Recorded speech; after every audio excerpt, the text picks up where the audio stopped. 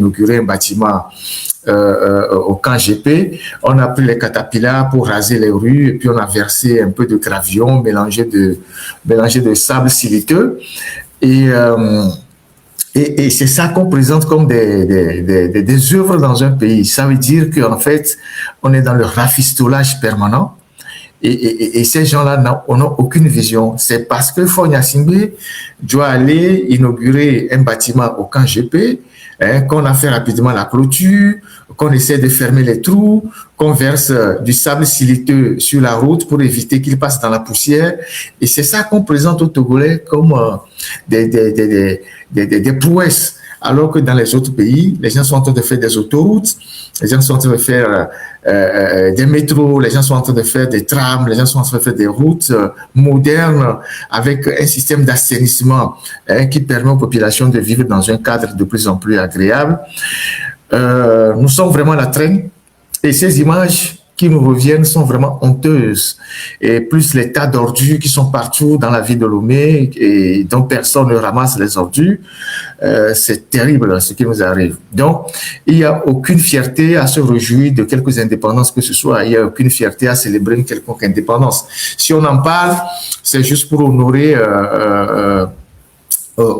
nos ancêtres, nos prédécesseurs, nos pères qui se sont battus pour cette indépendance qui a été confisquée, et c'est pour eux qu'on en parle. Sinon, aujourd'hui, il n'y a rien à mettre sous la dent. Donc, je félicite Esseni pour sa chanson. C'est une de nos grands artistes qu'il faut soutenir. Il faut aller s'abonner massivement sur sa chaîne YouTube et sur son compte aussi TikTok. Dimanche, je vais repasser sa chanson plusieurs fois, faire une capture d'écran de son compte YouTube pour que sa chaîne YouTube pour que vous allez vous abonner.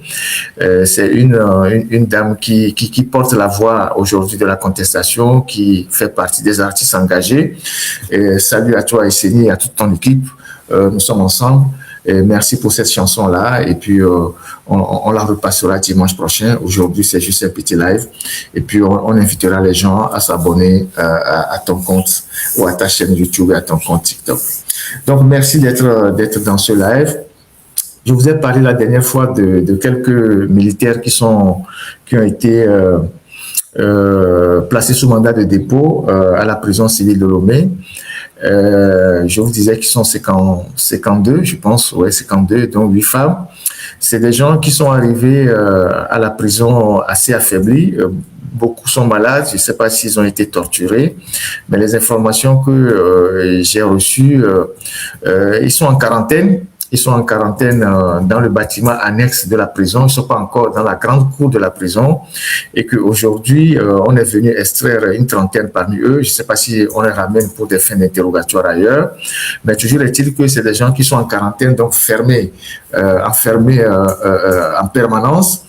Et beaucoup sont malades. Ils n'ont pas de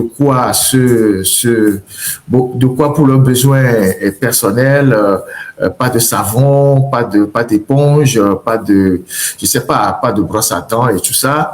Et donc, ils sont enfermés et j'espère je pense que beaucoup d'entre nous, c'est tellement des gens, des parents dedans. Donc, il y a des familles qui ne savent pas, leurs proches ne sont pas rentrés à la maison, sont des soldats. Et ces soldats-là sont aujourd'hui incarcérés. C'est la dernière vague qui est arrivée à la prison civile de Lomé, 52, dont 8 femmes. Et le plus gradé, je pense, c'est un capitaine. Et le moins gradé, c'est un soldat de 2e classe. Donc, on essaie de suivre cette situation-là et puis on verra quel sera leur sort. On ne sait pas, on parle d'incitation à la mutinerie, mais on va regarder un peu pour voir. Et ce qui est dommage, c'est que ces gens-là, la plupart, je vous disais que ceux qui sont à la prison civile de Lomé, tout corps confondu, ils sont 563, je pense que j'ai été la dernière fois. Et généralement, c'est des gens qui n'ont pas d'avocat, qui n'ont pas de conseil juridique pour les suivre. Vous voyez, c'est des gens qui sont laissés à eux-mêmes, qui n'ont pas d'avocat, qui n'ont pas de conseil juridique. Certes, il y a des associations des droits de l'homme qui essaient de suivre leur dossier, mais généralement, ils n'ont pas d'avocat, on les juge, on les condamne. Et donc, je pense que ce sont des citoyens de la République. Si nous voulons sensibiliser nos frères d'armes, les corps habillés, il faut que leurs problèmes soient les nôtres, même si parfois ou souvent on les utilise pour nous brutaliser, pour nous taper. Ce sont nos frères, nous devons leur montrer que le changement que nous prenons pour le Togo, ça les concerne aussi, c'est à leur avantage aussi. Et quand ils sont dans des problèmes, il faut qu'on essaye de dénoncer les injustices qu'ils subissent. Donc voilà, c'est une situation qu'on va suivre. Il y a le concours du ministère de l'économie et des finances. Et beaucoup de compatriotes m'ont interpellé, inbox plusieurs fois. Il faut que je parle de ce concours-là. C'est un concours qui a été annulé une fois et qui a été réorganisé et dont les résultats ne sont jamais sortis. Et donc, plusieurs compatriotes ont écrit dans notre mail, Ferdinand, il faut parler de ce concours. C'est un concours, on nous a pris de l'argent. Et donc, on a passé un article il y a 2 jours, donc le 21 avril. Donc voilà la capture d'écran de l'article.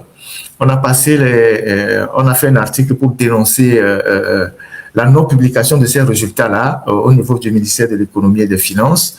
Et puis patatras, cette journée, ils ont fini par publier les résultats du concours. En fait, je ne sais pas si ces gens-là, ils ne savent même plus qu'ils gouvernent un pays. Ils oublient certains dossiers dans les tiroirs ou ils oublient même des gens et c'est quand on les interpelle ou c'est quand on sort qu'ils se rappellent que il y a tel dossier qu'on a oublié dans les tiroirs, il faut le ressortir et tout ça. Et donc, on a écrit cet article-là le 21 avril, donc il y a 2 jours et aujourd'hui, ils ont sorti les résultats de ce concours. Après, je ne sais pas si la plupart de ceux qui sont... vous pouvez retrouver les résultats de ce concours sur les plateformes, ça circule. Je ne sais pas si la plupart de ceux qui ont été retenus ou admis ont réussi par mérite. Ça, je ne saurais le dire. Mais tu portes à croire, quand j'ai parcouru la liste, qu'il y a eu beaucoup de népotisme, beaucoup de... Je ne sais pas comment le dire, beaucoup d'arrangements. Beaucoup d'arrangements, c'est ce que je pense. Et il y a déjà des graissements dedans. Il y a des gens qui estiment que ces résultats-là ne reflètent en rien le concours qu'ils ont passé. Il y a beaucoup qui ont été favorisés. Malheureusement, c'est ça l'Afrique. C'est ceux qui ont les bras longs qui arrivent à passer entre les mailles du filet. C'est ceux qui réussissent et les autres qui n'ont personne. Surtout quand il s'agit d'un concours concernant le ministère de l'économie et des finances. C'est comme on fait un concours à l'OTR. Si tu n'as pas les bras longs, c'est pas évident que tu t'en sortes. Et donc, ceux qui m'ont interpellé pour les résultats de ce concours-là, ces résultats sont là. Je laisse chaque Togolais apprécier ces résultats-là. Moi, j'ai parcouru ça. Je trouve quand même que ça doit être quelque chose c'est un bidouillage, hein, c'est des trucs qu'ils ont fait, c'est toujours le népotisme, favoriser certains au détriment d'autres personnes, et voilà, c'est ce que je pense. Et maintenant, tous les Togolais doivent prendre les résultats de ce concours et regarder les gens qui figurent et chacun peut faire son opinion. Donc voilà ce que je peux dire pour le moment. Ensuite, il y a le ministre des Affaires étrangères français qui est à Lomé actuellement. Donc M. Noël Barrot, il est à Lomé, il part demain pour une série de consultations avec les autorités togolaises. Les autorités togolaises qui sont dans une posture d'équilibrisme. J'ai parlé aujourd'hui à Deutsche Welle qui a voulu avoir mon opinion sur le dernier sommet qu'on a organisé à Lomé, le sommet de soi-disant de haut niveau qui doit servir de pont entre le Togo et l'AES et les autres institutions. On a vu comment ça s'est passé, cette histoire-là. Et puis, 2 jours après ou 3 jours après, le ministre français des Affaires étrangères qui est à Lomé. Au menu, il y a quand même beaucoup de sujets. Il y a la coopération bilatérale, il y a la question des médias qui ont été suspendus, je pense RFI et France 24. Il y a le problème aussi, le Togo met dans la balance le problème des activistes et journalistes qui sont en France et qui empêchent fort Gnassingbé de dormir? Est-ce que le Togo souhaite qu'on les livre? Donc, tous ces sujets vont être passés au peigne fin. Et après, demain, le ministre des Affaires étrangères s'en va. C'est la première personnalité la plus importante, je pense. Il y a eu Manuel Valls qui est passé à Lomé. C'était un business entre lui et Adjovi qui était passé à Lomé. Il y a eu Yves Le Drian qui est passé à Lomé. Il a fait juste un aller-retour, c'était à un moment donné, je ne sais pas, c'est en 2017. Il y a eu un secrétaire d'État qui est passé et depuis 21 ans, Faure, qui, soi-disant, entretient de très bons rapports avec Paris, n'a jamais accueilli un chef d'État français depuis 21 ans. Ce qui est quand même assez curieux. Les chefs d'État, que ce soit même l'Allemagne ou la France, l'Allemagne qui est l'ancienne colonie, on a vu Merkel a fait le tour de toute la région sans jamais venir au Togo. Le nouveau chancelier ou l'ancien chancelier, c'est pareil. Le chancelier d'alors, c'est pareil. Et du côté de la France, je pense que ils savent très bien que c'est un régime qu'ils soutiennent et qui est parfois infréquentable, donc ils envoient des seconds couteaux. Et donc, on va suivre les coulisses de ces contacts-là entre le ministre des Affaires étrangères français et les autorités togolaises. Qu'est-ce qui a été discuté en fond, hein, qu'est-ce qui est vraiment discuté? Est-ce que nous, comme ça, les empêcheurs de tourner en rond, la clique des Agabambo et des Mokonzi vont être bientôt livrés à Lomé par la France? On attendra de voir. Et donc, on suit très bien cette actualité-là. Et puis, on verra pour tout le reste ce que ça va donner. Alors, je ne sais pas quel sujet il y a encore qu'on doit aborder.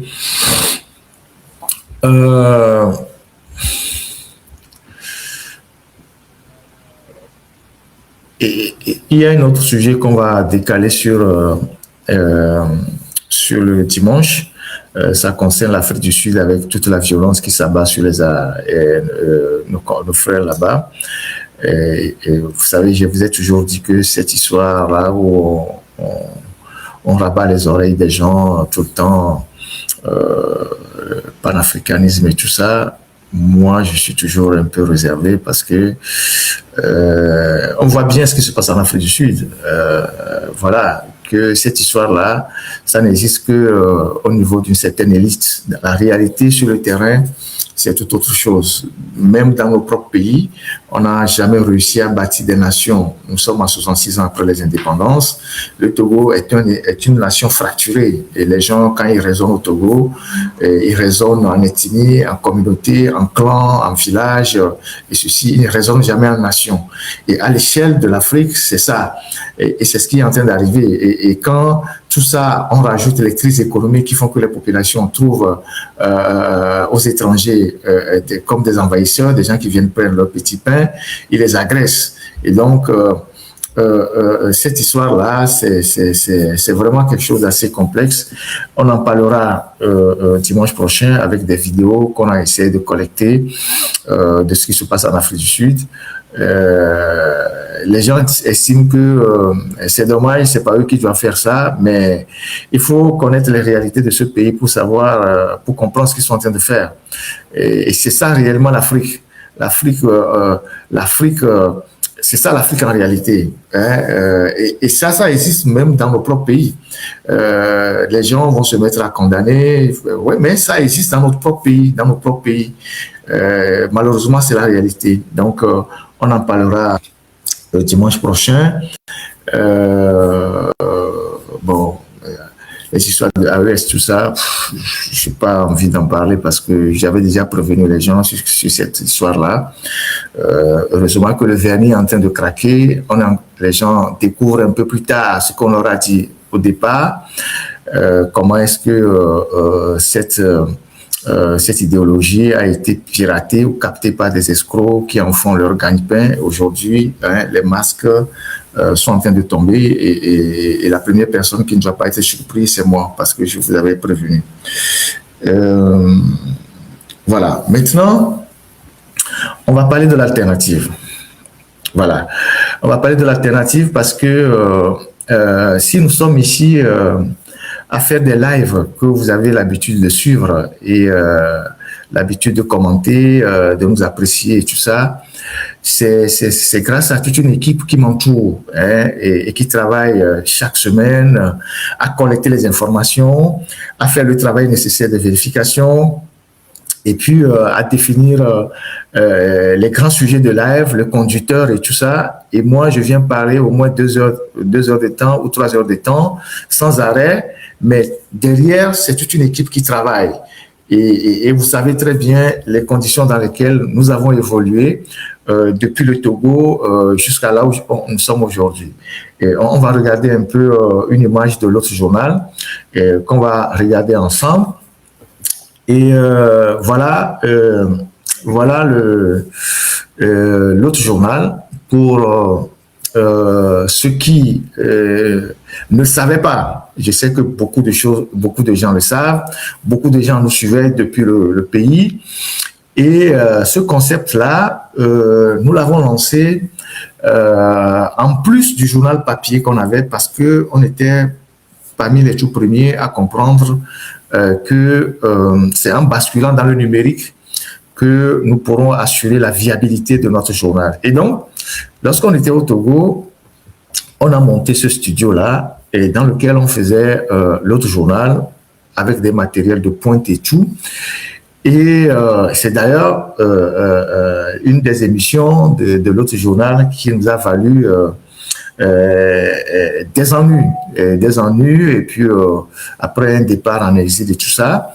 Et nous nous sommes dispersés, évidemment, nous sommes dispersés quand nous avons été arrêtés dans un premier temps, relâchés, et puis ils ont tenté de nous arrêter de nouveau. On a senti le danger venir et puis on s'est dispersé. Et Joël, malheureusement, il a perdu, il n'est plus avec nous, paix à son âme.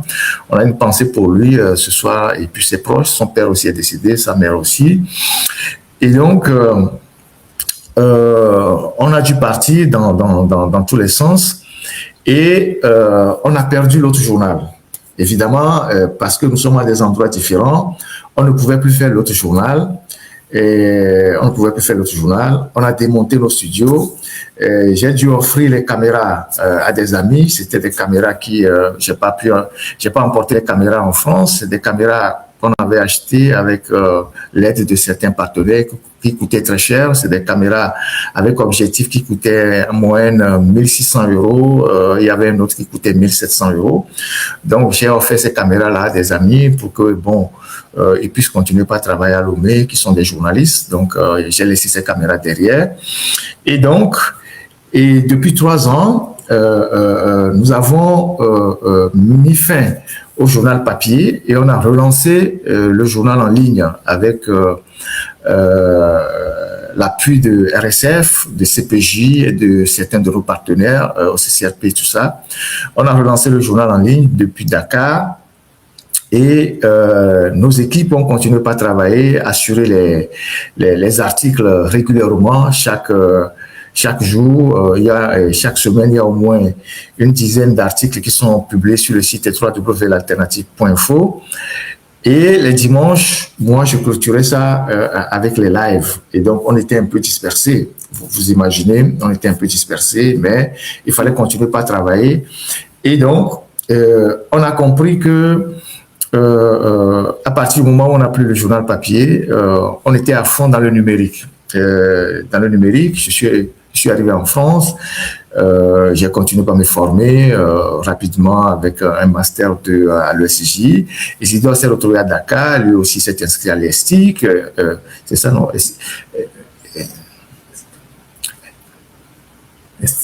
Voilà, il s'est inscrit à l'université qui est là-bas, à l'école de formation de journalistes qui est là-bas. Il a rebondi rapidement à BBC, parce qu'en fait, on a pris quand même le temps de bien nous former dans notre rédaction. Donc, il a rebondi rapidement à BBC où il a bossé sur le volet numérique de BBC. Et donc, pour nous, c'était important qu'on relance l'autre journal parce que c'était notre identité, c'était l'identité et toutes nos émissions sur l'autre journal, vous pouvez les retrouver sur notre chaîne YouTube, sont là. Toutes nos émissions, tout ce qu'on disait au Togo quand il n'y avait pas encore le foisonnement TikTok et tout ça, parce que les gens pensent que c'est sur TikTok que nous, on a commencé par faire nos trucs. Non. Pendant des années, on était à fond dans l'autre journal en interpellant le régime, en faisant le travail qu'on avait l'habitude de faire, en faisant des émissions qui étaient des émissions virales. Et donc, c'est ça qui a entraîné des ennuis parce que le régime avait commencé par s'inquiéter de l'impact que nos émissions avaient sur la population. Vous arrivez à Tapaon, il y a des gens qui étaient abonnés à l'autre journal, vous arrivez à Mango, vous arrivez à Kanté. Donc, de plus en plus de gens étaient abonnés à notre chaîne YouTube. On était presque à 80 000 abonnés sur la chaîne avant que les ennuis ne commencent. Et donc, ce tout numérique-là nous a permis d'avoir une viabilité pour le journal, mais aussi une stabilité financière qui nous permettait de prendre en charge toutes les charges de la rédaction. Et donc, aujourd'hui, 2 ans après cette expérience, 2 ans et demi après cette expérience, avec les lives qui ont aussi pris une ampleur considérable, je vais vous montrer les dernières statistiques de nos lives, vous allez voir l'impact que cela a aujourd'hui sur la société togolaise. Et vous allez voir le dernier live qu'on a fait le dimanche dernier. Aujourd'hui, sur YouTube, quand nous faisons des lives le lendemain, on est déjà à plus de 120 000 vues sur notre chaîne principale. Et puis, il y a les coupures qui arrivent et qui impactent partout la population. J'étais quelque part aujourd'hui et on me disait, dans tel village, il y avait même les vieilles qui ont maintenant la connexion pour suivre les lives de Ferdinand. Et il y a un garçon qui demande à sa mère, mais à sa grand-mère, que mais Ferdinand, mais donc, on voit bien on voit bien sur YouTube ce qui se passe sur YouTube. On voit bien ce qui se passe sur YouTube là, et c'est là que ça se passe. C'est là où on voit l'impact énorme de ce travail formidable qu'on fait et de la manière dont l'information passe. Là, c'était le live du dimanche. À aujourd'hui, on est à 144 338 vues. Et ça, c'est juste ceux qui sont venus s'informer après le live. C'est assez énorme. Et puis après, il y a les coupures qui prennent aussi une très grande ampleur. Et donc, nous avons toutes les statistiques qui montrent quand même que ce travail que nous sommes en train de faire est un travail qui a un énorme impact sur la société. Et aujourd'hui, pour être assez honnête, quand vous passez partout au Togo, tout le monde attend dimanche pour avoir les informations. Donc, pour nous, c'est un levier important de communication qu'il faut préserver et qu'il faut renforcer.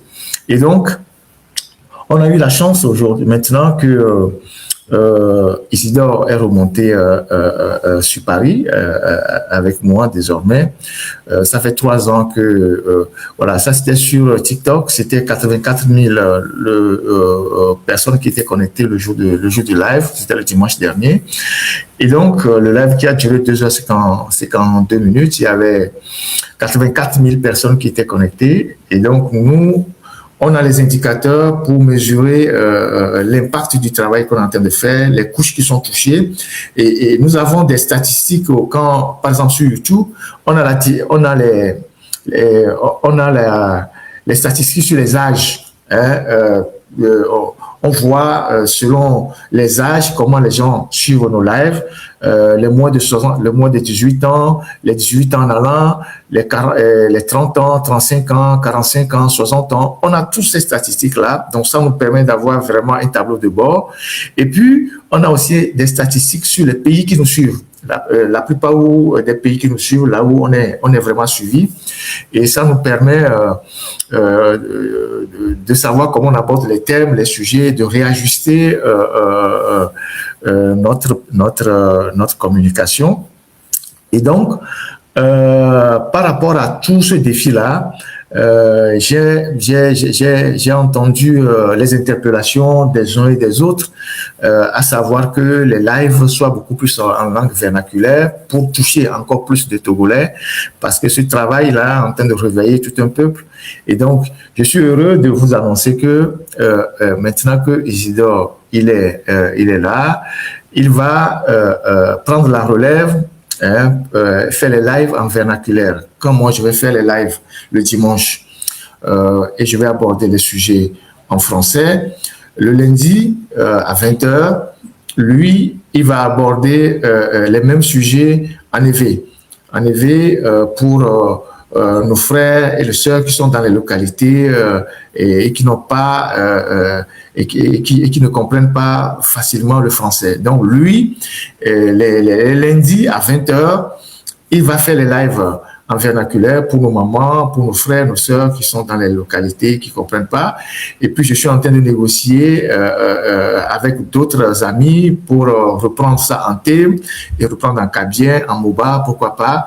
Et s'il faut que, bon, on essaye de trouver des moyens pour payer des forfaits aux gens, on va payer les forfaits pour que ces frères-là puissent reprendre les thèmes que nous aurons développés en thème, en kabien, en moba. Bon, moi, je m'engage là-dessus. C'est ce que j'apporte fondamentalement à ce combat-là. C'est ma disponibilité, c'est mes idées, c'est le brainstorming, c'est les moyens, c'est les réseaux qu'on a, c'est les financements qu'on recherche auprès de nos partenaires à gauche et à droite pour pouvoir soutenir ce que nous sommes en train de faire. Et donc, je vais donc pour Isidore c'est bon, donc les lundis il va faire un résumé, ce serait pas très long, il fera des résumés des thèmes qu'on a discuté le dimanche. Et je vais voir avec d'autres camarades qui sont dans cette lutte-là, qui sont plutôt des activistes, qui sont sur TikTok, pour qu'eux, ils reprennent en moba, en thème ou en kabien. Bon, ces gens-là, s'ils se posent des problèmes de moyens, on va essayer de trouver des moyens pour leur acheter des forfaits. Et donc, c'est notre contribution pour cette lutte-là. Et donc, progressivement, nous allons normaliser notre travail. Ça veut dire quoi? Ça veut dire que l'autre journal va revenir. On a fait une très bonne réunion cette semaine avec Reporters sans frontières, qui est un de nos partenaires privilégiés, qui nous ont aidés à relancer le journal en ligne et qui nous assiste dans tous nos parcours, nos procédures administratives, judiciaires et tout ça. Et donc, on a fait une très bonne réunion avec Reporters sans frontières. Donc, il y a Isidore qui est sur Paris, il y a Eric qui est sur Paris. Donc, tous ces gens-là sont sur Paris. On va voir comment on va s'organiser. Ce sont des animateurs, radio-télé, et on va s'organiser. Et donc, on a des projets qu'on a fini de boucler, qu'on va soumettre à des partenaires pour des financements. Vous savez, moi, il y a eu 2 ans ou 3 ans, j'ai été, j'ai eu le prix mondial de la liberté de presse. C'est une petite notoriété, je vais rester modeste, qui ouvre des portes. Vous imaginez ce que c'est avoir obtenu le prix mondial de la liberté de presse, CPJ, ça ouvre énormément de portes. Et donc, nous allons jouer sur notre petite notoriété pour monter des projets, obtenir des financements à gauche à droite, et puis nous doter de matériel et relancer notre journal en bonne et due forme Ce qui est essentiel, c'est beaucoup plus un local, avoir des caméras puissantes. Comme je l'ai dit tantôt, quand je partais du Togo, j'avais des caméras qui étaient très, très puissantes que j'ai offert aux gens, des caméras de 1600 à 1700 euros que j'ai offert aux gens. Et donc, on va réacheter tous ces matériels ici, plus sophistiqués, pour monter véritablement une télévision qui va émettre sur Internet, peut-être accompagnée d'une radio, et qui sera, dont les émissions seront orientées vers le Togo, la sous-région. Et puis après, les lives aussi vont continuer. Donc, en résumé, on est en train de nous réorganiser au niveau du travail. Et maintenant qu'on a réussi à être plus ou moins, on a réussi à être ensemble, ça a pris du temps, mais il fallait le faire.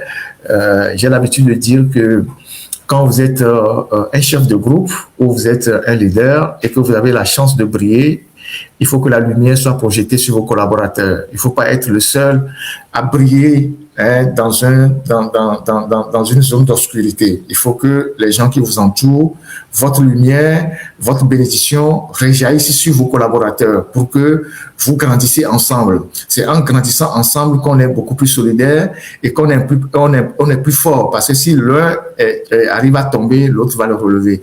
Et c'est notre leitmotiv à l'alternative.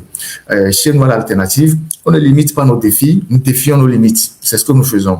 Et à chaque fois qu'il y a un obstacle, on le franchit, on rebondit et puis on avance. Et cette résilience-là que nous avons, l'alternative, qui est d'ailleurs suivie par beaucoup de nos partenaires, ils en parlent tous les jours, et ils nous citent comme des modèles.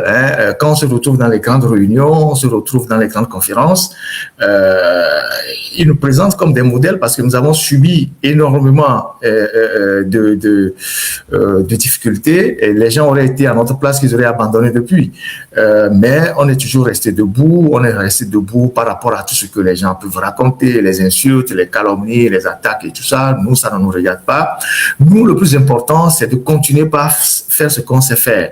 Et aujourd'hui, là où nous en sommes, c'est pas le travail, c'est pas la détermination, c'est pas la résilience, c'est pas notre capacité à mieux faire ce que nous faisons toujours aujourd'hui qui fait que chaque jour, nous continuons pas à avancer. Lorsque cette histoire du numérique a commencé, j'ai parlé avec beaucoup de confrères et j'ai dit, écoutez, on aura de plus en plus de difficultés à tenir les journaux papier. Il faut qu'on bascule sur le numérique. Même en étant ici en France, j'ai toujours essayé de parler à des confrères, ceux que je peux aider. Je donne des coups de main pour que les gens puissent comprendre que, en fait, le numérique aujourd'hui, c'est le seul moyen, c'est le seul modèle économique qui assure la stabilité des journaux. Même les grands médias aujourd'hui, vous les voyez, ils ont tous des fenêtres numériques. Ils sont sur YouTube, TikTok, ils sont sur Facebook. Ils sont beaucoup même plus là-bas aujourd'hui que sur les canaux classiques. Le monde a évolué et il faut s'adapter.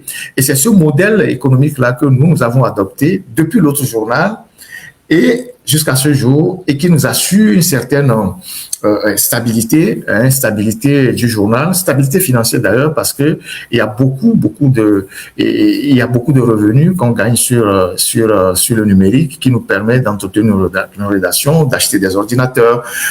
Depuis que je suis en France, j'ai offert à Lomé plus de 14 ordinateurs à des gens, y compris des journalistes, qui sont, et de ces 14 ordinateurs, au moins notre rédaction même a acheté 6. Et puis les autres ont été des dons et que j'ai convoyé à Lomé, que j'ai distribué aux gens gratuitement. Voilà, c'est des choses que nous faisons régulièrement parce que nous avons un capital de confiance, nous avons un capital de crédibilité, et il y a des gens qui sont prêts à nous accompagner. Il y a des organisations, des partenaires, quand nous frappons à une porte, qui peuvent nous aider à aider d'autres personnes. Donc, je voudrais saluer tous ceux qui nous ont toujours, qui ont cru en nous, Il y a un moment donné, les gens, Isidore, il est là en face de moi, c'est lui qui a su la technique. Aujourd'hui, qu'est-ce qu'on n'a pas entendu? Qu'est-ce qu'on n'a pas dit, même vis-à-vis de lui quand il était à BBC là-bas, Ferdinand est parti, il va t'abandonner. Comme on le dit chez nous, quand quelqu'un est sur le lit de mort, il ne sait pas que on travaille. On a toujours travaillé, on a toujours essayé de reconstituer l'équipe, qu'on soit tous au même niveau. Et donc, Eric, il est parti en premier, et puis aujourd'hui, lui, il est là. Et donc, on va réorganiser le travail. Et c'est cette solidarité-là, c'est cette capacité à marcher ensemble. Ce qui est rare chez les Togolais, parce que les Togolais, dès qu'ils commencent quelque chose, et ça finit toujours en bagarre. Il y a un qui essaie d'être plus intelligent que les autres, qui essaie de rouler les autres dans la farine. Mais nous, on a tiré les leçons de tout ça. On avance comme une famille. Aujourd'hui, on a une équipe qui est très solide. On a une rédaction de presque 8 personnes qui travaillent sur le site Internet, qui sont payées régulièrement à la fin du mois avec le soutien de nos partenaires et de ce que nous-mêmes, nous engrangeons comme revenus à travers le modèle économique qu'on a instauré depuis. Donc, c'est le travail qui nous permet d'être là où nous sommes aujourd'hui. Et on continue de se former. On continue. Isidore, à Dakar, il a pris une année pour se former au journalisme. Ouais, avec...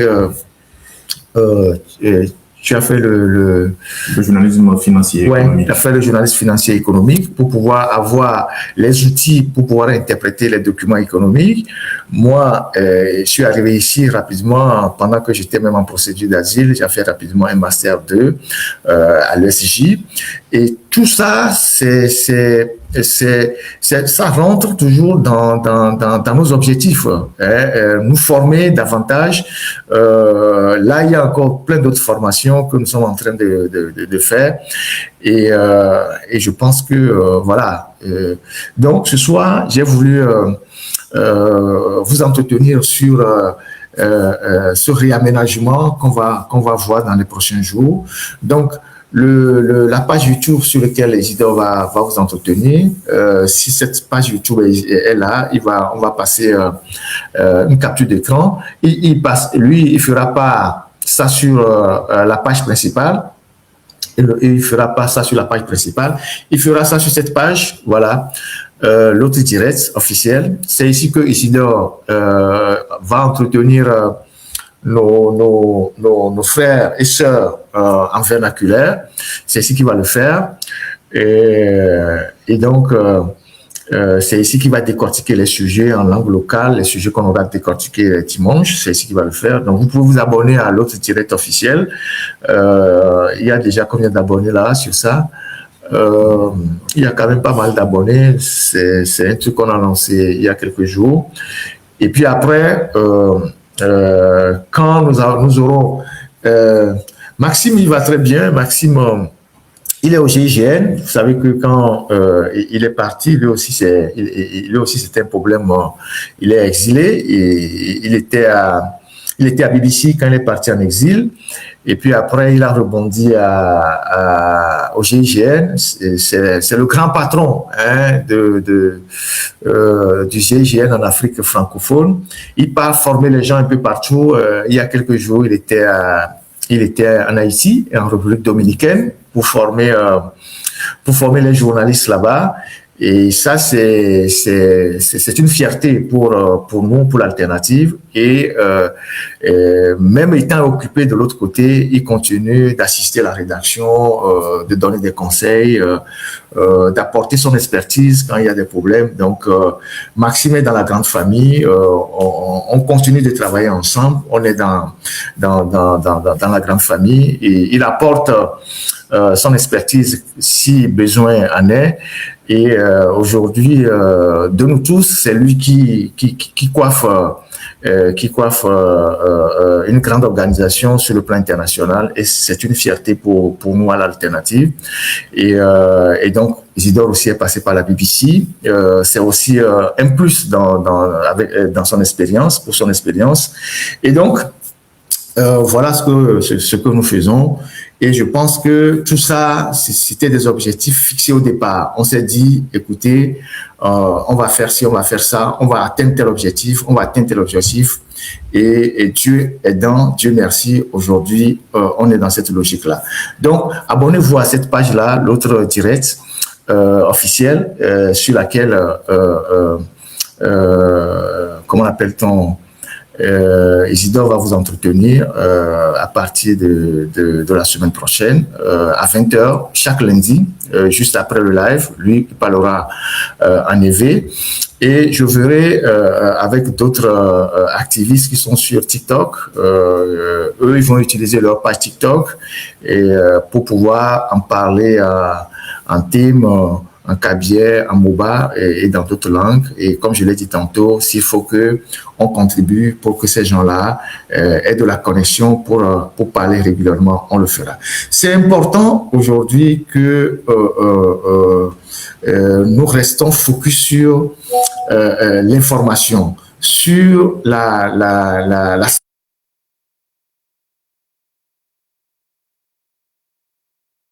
plus on va préparer à prendre leurs responsabilités vis-à-vis du régime. Et c'est ce travail-là que nous sommes en train de faire et on le fait déjà suffisamment bien qu'il faut le renforcer. Il faut le renforcer par des acteurs qui sont crédibles, par des gens dont l'audience au pays porte. Aujourd'hui, nous avons une voix qui porte énormément au Togo. Personne ne peut le nier. On a une audience terrible au Togo. C'est d'ailleurs ça qui suscite beaucoup de grincements dedans. Mais nous y sommes arrivés par le travail. C'est par le travail qu'on est arrivé. On n'a jamais perdu le temps à répondre aux colibés, aux gens malfaisants et tout ça. Nous, c'est pas le travail qu'on s'impose. Et toute cette équipe-là qui travaillent, ceux qui travaillent aujourd'hui dans l'ombre, ils sont nombreux, et ceux qui travaillent de façon visible, c'est par le travail qu'on s'impose, et c'est par ce travail-là que nous allons continuer par s'imposer dans le cœur des Togolais. Et donc, cet outil de communication que nous avons, cette audience que nous allons l'exploiter à fond, pour que l'information, nos enquêtes, nos investigations, les dossiers que nous avons puissent atteindre le plus grand nombre de Togolais, parce que ce travail n'a pas été fait par le passé. Aujourd'hui, nous avons un outil formidable, c'est l'Internet. On va l'utiliser à fond pour que les Togolais, au fin fond des villages les plus perdus, soient vraiment au courant.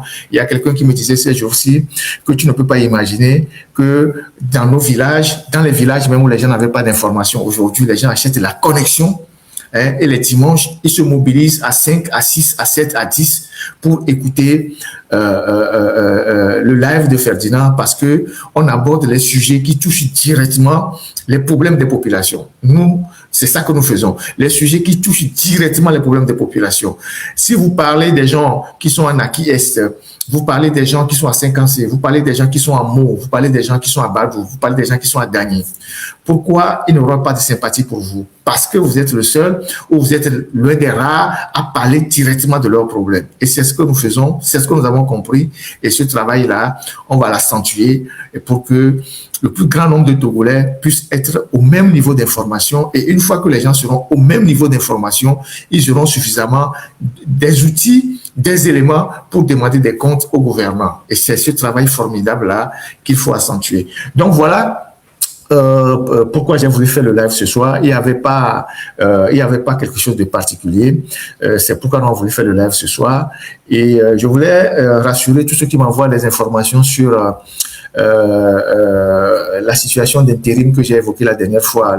On a plein de témoignages qui arrivent. On est en train de les condenser. Ces témoignages qui arrivent sur les gens qui ont des emplois intérimaires depuis plus de plusieurs années, on ne leur signe pas des CDI, tout ça. Nous allons compiler toutes ces informations. On va catégoriser les entreprises qui sont aujourd'hui dans le secteur de l'intérim. On va visiter un peu la loi sur la fonction publique. Qu'est-ce que le droit du travail dit au Togo? On va le comparer avec d'autres pays et on fera un grand live pour parler de cette situation d'intérim au Togo qui apparaît de plus en plus comme un esclavage moderne. Donc, on parlera largement de ça.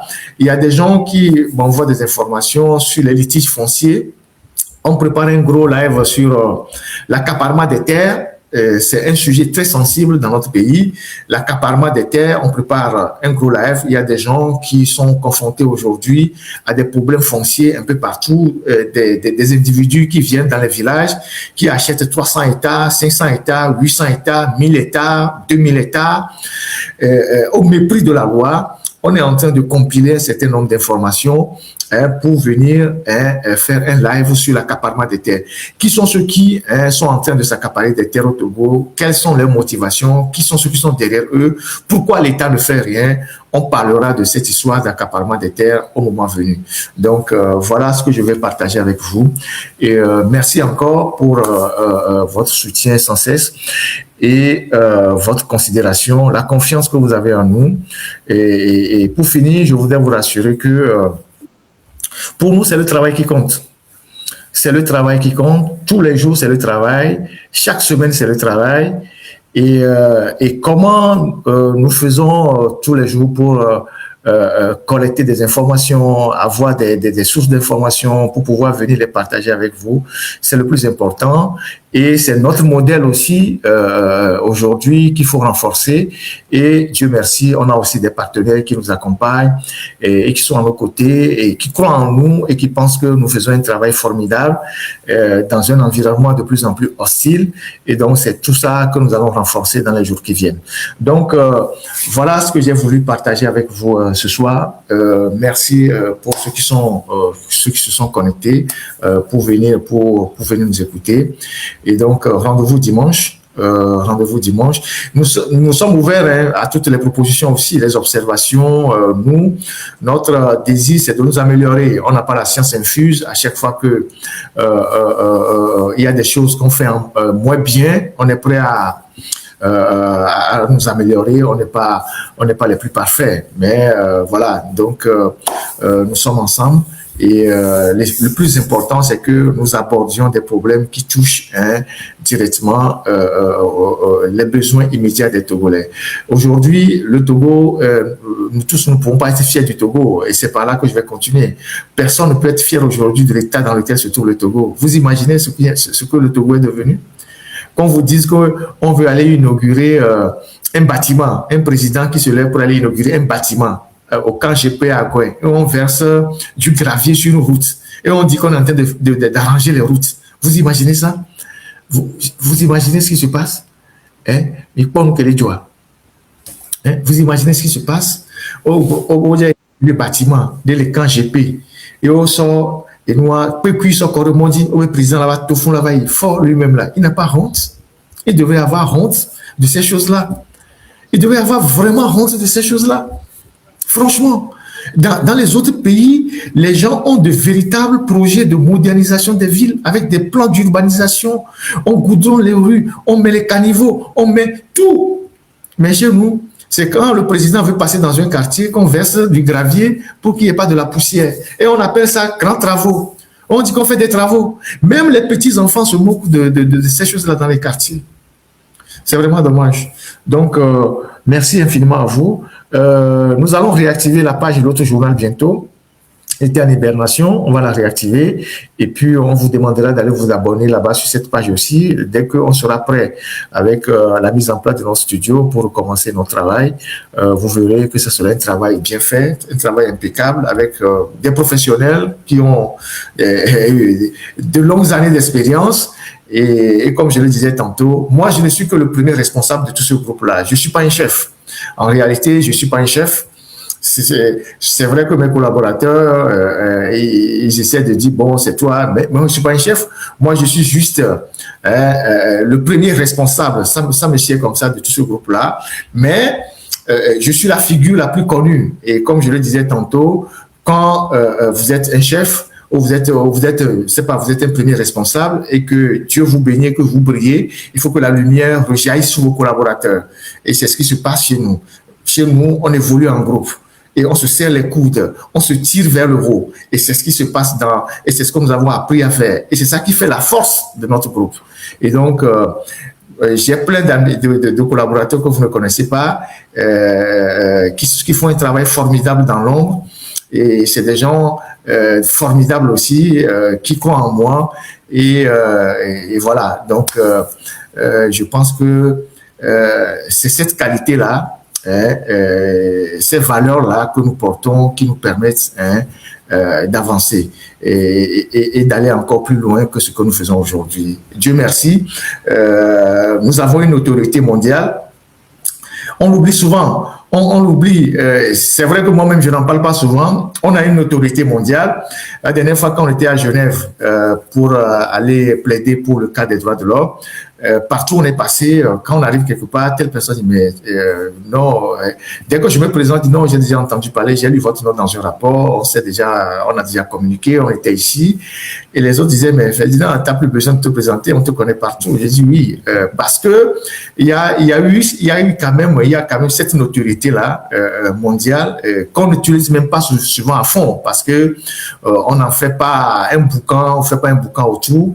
Et c'est un label qui nous permet d'ouvrir des portes, de taper à des portes. Dès qu'on a besoin de quelque chose, si on frappe à telle porte, elle va s'ouvrir. Il suffit qu'on tape mon nom et puis qu'on regarde, on se dit, mais attends, c'est quand même quelqu'un de crédible. Et donc, voilà, c'est sur ces leviers-là que nous essayons de jouer. Et nous avons aussi des amis qui sont dans des structures qui croient en nous ou avec qui on a travaillé dans d'autres domaines qui nous permettent aujourd'hui d'avancer, de mobiliser des moyens pour pouvoir tenir nos rédactions et aider aussi d'autres rédactions. Comme je l'ai dit tantôt,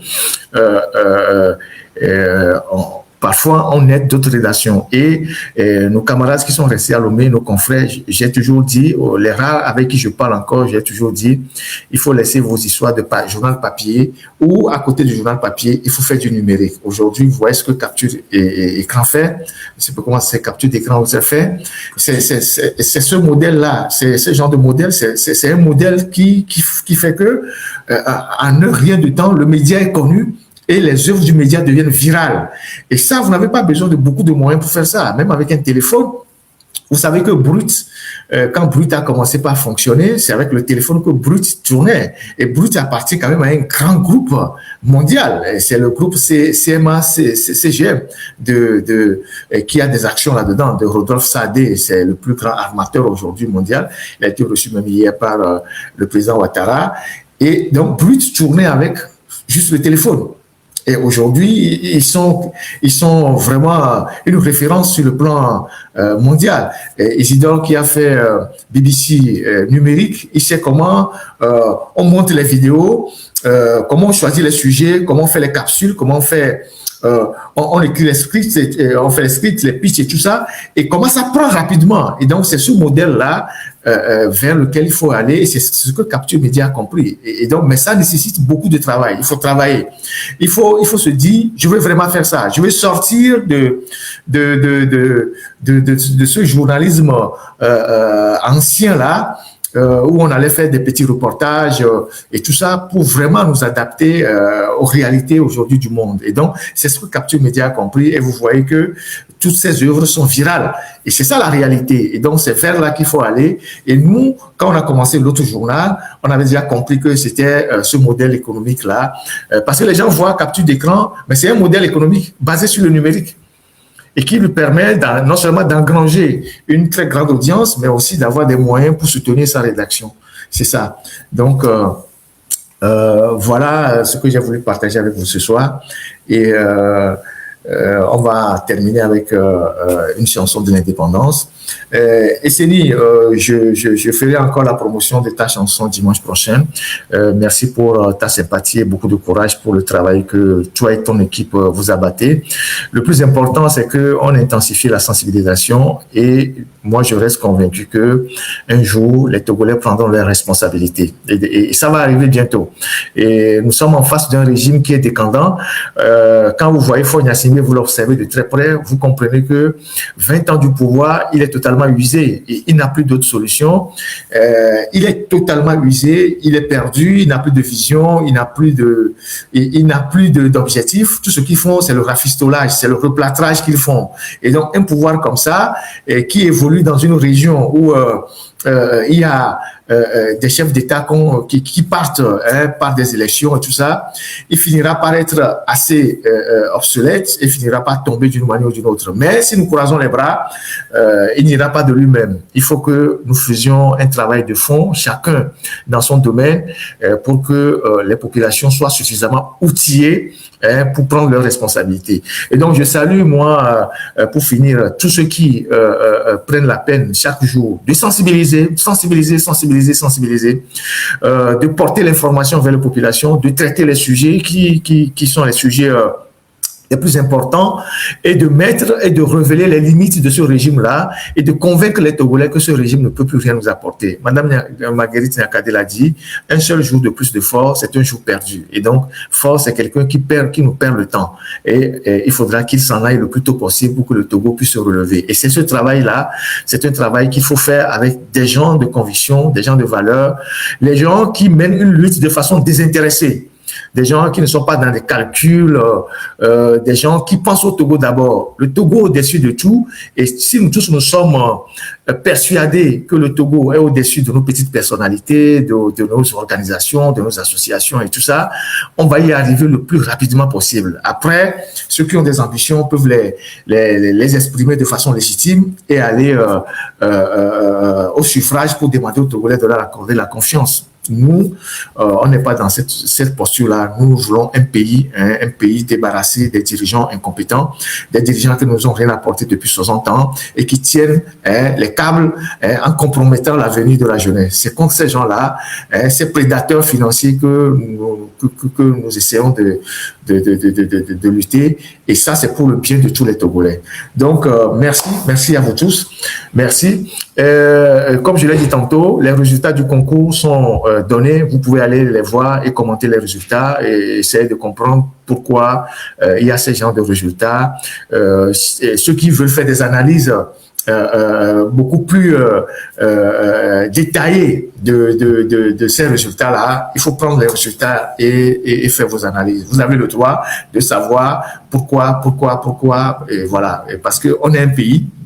Et quand on est un pays, et quand on dit que c'est un pays, c'est une nation, tous les fils de la nation, quand on fait un concours, doivent retrouver leur place dans les résultats. On ne doit pas privilégier certains au détriment d'autres. Donc, vous pouvez prendre ces résultats-là et les analyser vous-même et comprendre ce qui se passe dans notre pays. Merci infiniment. Merci à vous tous. Merci pour le soutien que vous ne cessez de nous apporter. Nous sommes des vôtres. Nous sommes là pour apporter notre voix à ce combat-là et c'est ce que nous faisons depuis des années. Malgré tout ce qui se passe, les obstacles, les défis, tout ça, nous, on fonctionne comme des bulldozers. On n'a pas le temps et nous, c'est des objectifs qu'on poursuit. Et Dieu merci, on a compris. Et depuis longtemps, à chaque fois que nous nous fixons un objectif, on l'atteint toujours et puis on avance. Et c'est ce que nous faisons jusqu'à aujourd'hui. Il y a cela 3 ans, on est parti dans tous les sens. On devait finir dans la prison d'Agombio. C'est là-bas qu'on devait nous amener si on nous avait, quand on nous avait condamnés. Si on était au pays, on devait nous envoyer à la prison de Casaboua, donc à Agombio. Dieu merci, on a pris la peau d'escampette. Et puis, 3 ans après, on s'est retrouvés. Comme je le disais tantôt, une pensée à Joël Ega qui nous a laissé beaucoup plus tôt. On s'est retrouvés aujourd'hui pour reprendre de façon formelle ce que nous avons appris à faire. Et donc, nous ne pouvons que saluer la providence, remercier le Seigneur pour nous avoir accordé la vie, nous avoir accompagnés, nous avoir assistés pour que, malgré le temps que cela a pris, on puisse se retrouver et reprendre ce travail-là en groupe qu'on faisait déjà au pays. Comme je l'ai dit sur notre page, de Bassadi à Paris, de Bassadi à Washington, jusqu'à la Maison Blanche, ce n'était pas donné à tout le monde. Et donc, quand on voyait les conditions dans lesquelles on travaillait à Bassadi, dans le fin fond de Belaba, où on allait manger le petit veillé et tout ça, nous avons fait du chemin et nous avons tenu vraiment par ce travail, par la détermination pour être là où nous sommes aujourd'hui. Comme quoi, quand vous avez des objectifs dans la vie, vous vous donnez les moyens pour atteindre ces objectifs-là. Je salue tous mes collaborateurs, ceux qui ne sont pas visibles, qui sont dans ce live-là, qui font la modération. De grandes dames, de grands hommes qui sont là et qui croient en moi et qui ont toujours été à mes côtés jusqu'à ce jour. Je pense que ce sont des gens formidables, ce sont des gens vraiment formidables. Et merci pour votre confiance, merci pour la solidarité, merci pour ce que vous représentez pour moi. C'est une famille et voilà, on repart sur de très très très bonnes bases après quelques années de frottement dû aux aléas liés à notre travail. Merci.